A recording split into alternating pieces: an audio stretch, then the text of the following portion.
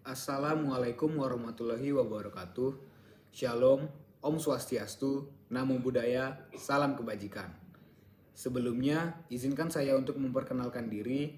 Nama saya Raymond William Pasaribu dengan NIM 241111210009, mahasiswa baru Fakultas Kedokteran Gigi Universitas Lambung Mangkurat tahun 2024. Baiklah, pada kesempatan kali ini, izinkan saya untuk mempresentasikan mengenai materi sistem reproduksi manusia.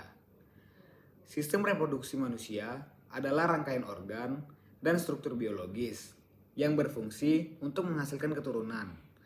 Sistem ini berbeda antara pria dan wanita, namun saling melengkapi untuk memungkinkan proses reproduksi seksual. Sistem reproduksi manusia melibatkan organ-organ, hormon, dan mekanisme fisiologis yang memungkinkan pembentukan sel kelamin atau gamet, pembuahan, dan perkembangan embrio hingga kelahiran. Yang pertama saya akan menjelaskan mengenai sistem reproduksi pria. Sistem reproduksi pria berfungsi untuk menghasilkan, menyimpan, dan mengirimkan sperma.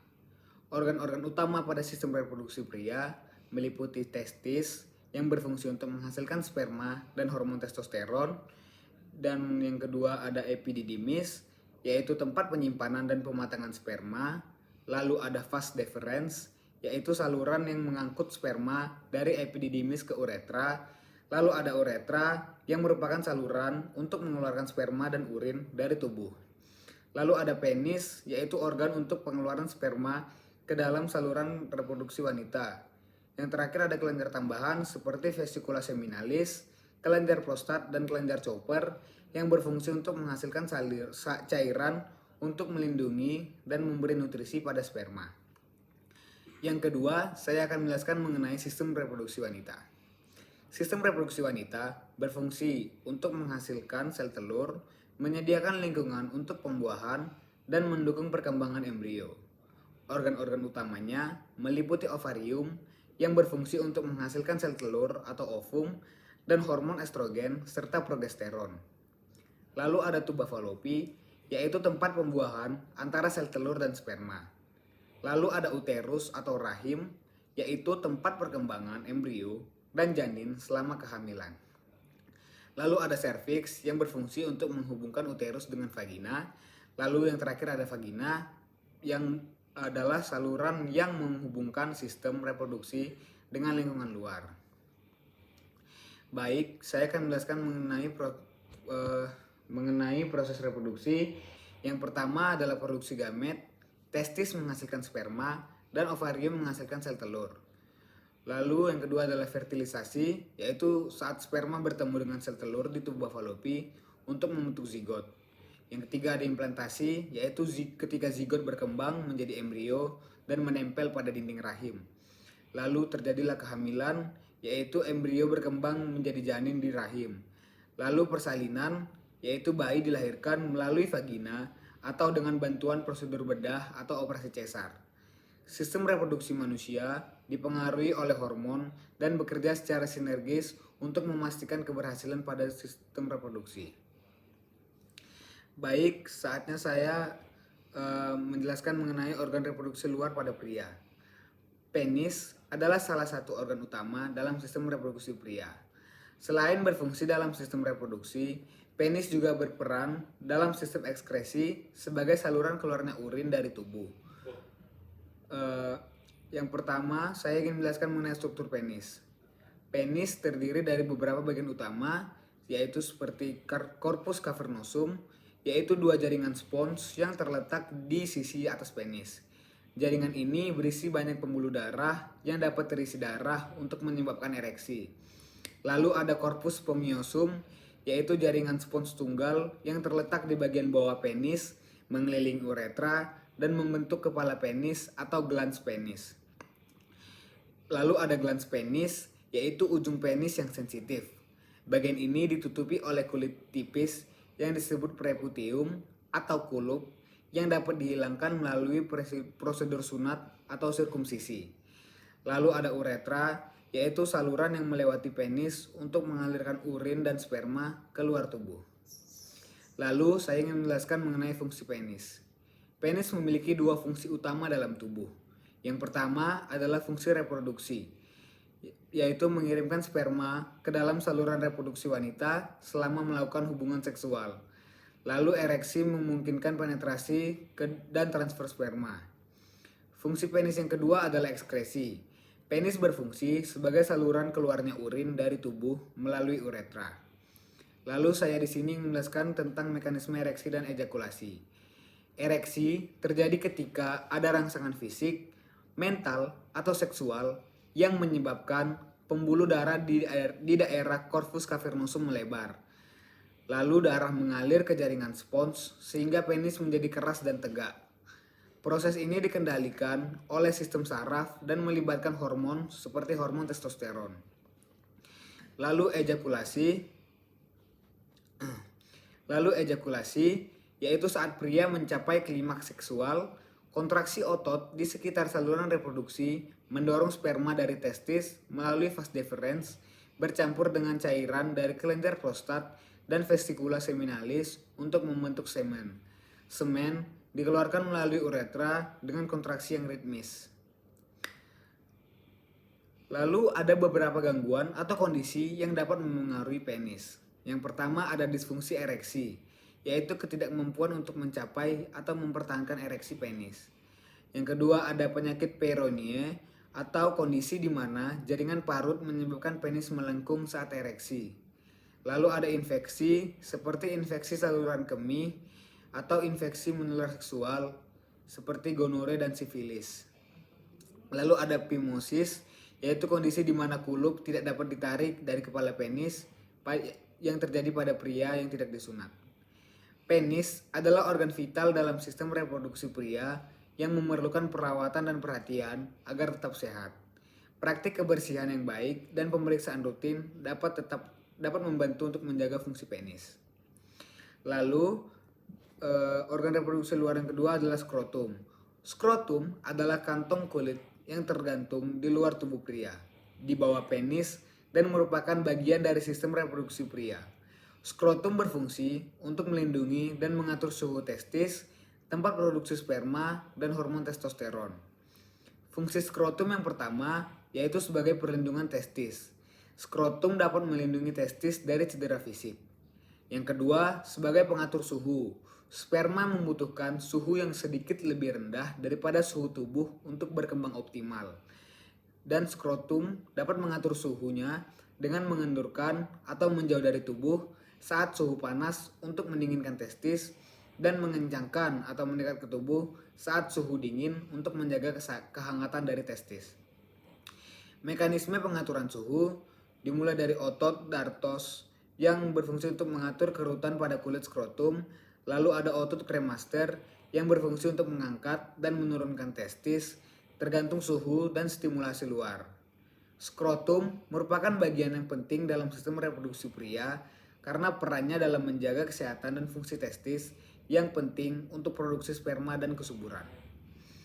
Lalu saya ingin menjelaskan mengenai organ reproduksi dalam pada pria. Yang pertama ada testis. Testis merupakan organ reproduksi pria yang berbentuk oval yang terletak di dalam skrotum. Testis sendiri berfungsi sebagai tempat produksi sperma dan hormon testosteron yang penting untuk perkembangan seksual pria dan fungsi reproduksi. Fungsi testis yang pertama adalah sebagai produksi sperma. Sperma dihasilkan di tubulus seminiferus, yaitu struktur kecil berkelok-kelok yang berada di dalam testis. Lalu testis berfungsi sebagai produksi hormon, yaitu testis menghasilkan testosteron, hormon yang mengatur ciri seksual sekunder pria seperti pertumbuhan rambut, suara yang berat, dan dorongan seksual. Testis memerlukan suhu lebih rendah daripada suhu tubuh sehingga disimpan dalam skrotum untuk mendukung proses produksi sperma. Lalu ada uretra yang merupakan saluran panjang dalam tubuh pria yang memiliki dua fungsi utama. Yang pertama adalah ekskresi, yaitu mengalirkan urin dari kandung kemih ke luar tubuh. Lalu ada fungsi reproduksi yang adalah mengalirkan semen yang mengandung sperma selama ejakulasi. Struktur uretra pria ada uretra prostatik, yaitu bagian yang melewati kelenjar prostat. Lalu uretra membranosa, yaitu bagian pendek yang melewati otot dasar panggul. Lalu ada uretra spongiosa, yaitu bagian terpanjang yang melewati penis hingga ke ujung atau meatus uretra. Uretra pria sendiri memiliki sistem katup yang memastikan urin dan semen tidak keluar secara bersamaan. Lalu ada epididymis yang merupakan saluran melingkar yang terletak di atas dan belakang testis. Epididymis ini berfungsi sebagai tempat penyimpanan, pematangan, dan transportasi sperma sebelum dikeluarkan melalui vas deferens. Fungsi epididymis sendiri yang pertama adalah untuk pematangan sperma. Sperma yang dihasilkan di testis menjadi matang dan siap membuahi sel telur. Yang kedua adalah penyimpanan sperma. Sperma disimpan sementara sebelum ejakulasi. Lalu ada fungsi yang ketiga yaitu transportasi sperma. Sperma dialirkan ke vas deferens selama ejakulasi. Epididymis adalah bagian yang penting dari sistem reproduksi pria untuk memastikan sperma siap untuk digunakan. Lalu vas deferens adalah saluran panjang yang menghubungkan epididymis dengan uretra melalui kelenjar prostat.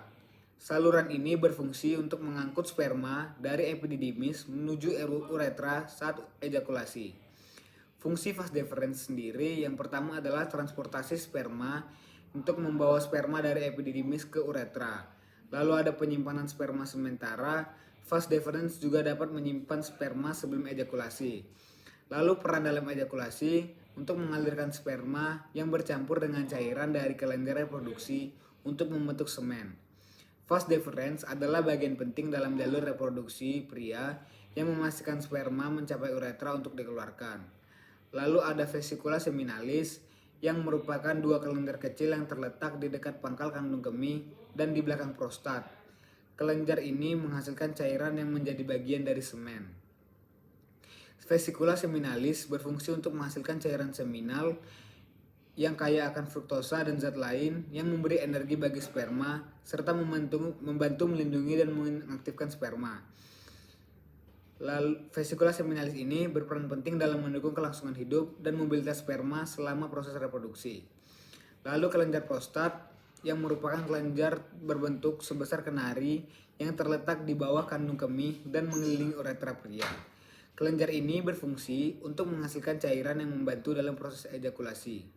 Kelenjar prostat sendiri berfungsi untuk menghasilkan cairan prostat yang bersifat alkali yang dapat membantu menetralkan keasaman dalam uretra dan vagina dan memberi perlindungan pada sperma. Lalu dapat membantu ejakulasi dan yang cairan dari prostat bercampur dengan sperma dan cairan dari vesicula seminalis untuk membentuk semen yang dikeluarkan saat ejakulasi. Kelenjar prostat ini sangat penting dalam menjaga kesehatan sperma dan mendukung kelangsungan hidupnya dalam saluran reproduksi wanita. Lalu ada kelenjar Cooper, yaitu dua kelenjar kecil yang terletak di bawah prostat dan di samping uretra pria. Kelenjar ini berfungsi untuk menghasilkan cairan praejakulasi. Lalu saya ingin menjelaskan mengenai organ reproduksi wanita. Ovarium merupakan organ reproduksi wanita yang berbentuk oval yang terletak di sisi kiri dan kanan rahim.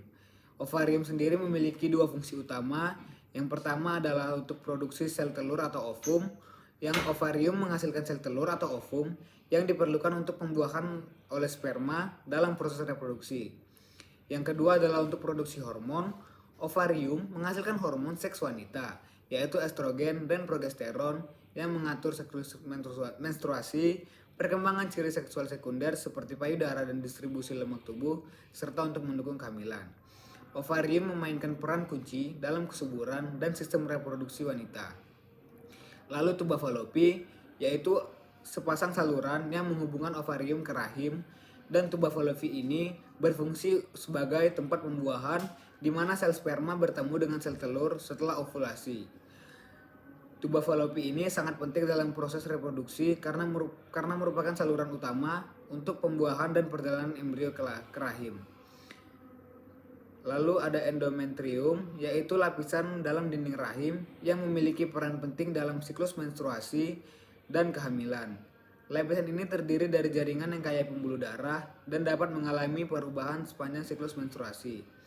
Endometrium ini menghasilkan peran vital dalam mendukung kehamilan dan siklus menstruasi.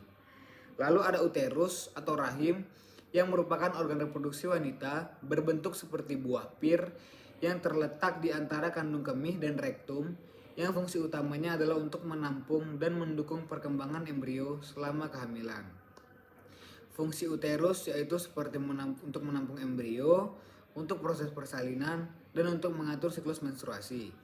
Uterus merupakan organ sentral dalam proses reproduksi dan kehamilan pada wanita. Dan ada vagina. Vagina merupakan saluran otot elastis yang menghubungkan rahim atau uterus dengan bagian luar tubuh wanita. Vagina berfungsi sebagai jalan lahir untuk bayi selama persalinan dan juga sebagai saluran untuk mengeluarkan darah pada saat menstruasi. Dan fungsi vagina sendiri sebagai saluran kelahiran selama persalinan, vagina menjadi jalan lahir bagi bayi, dan lalu saluran menstruasi, vagina mengalirkan darah pada saat menstruasi keluar dari tubuh setiap bulan. Vagina ini memiliki struktur yang fleksibel dan dilapisi oleh mukosa yang menjaga kelembapan serta melindungi dari infeksi. Demikian yang dapat saya sampaikan mengenai materi sistem reproduksi pada manusia. Terima kasih atas perhatiannya. Selamat pagi, siang, sore, ataupun malam. Terima kasih.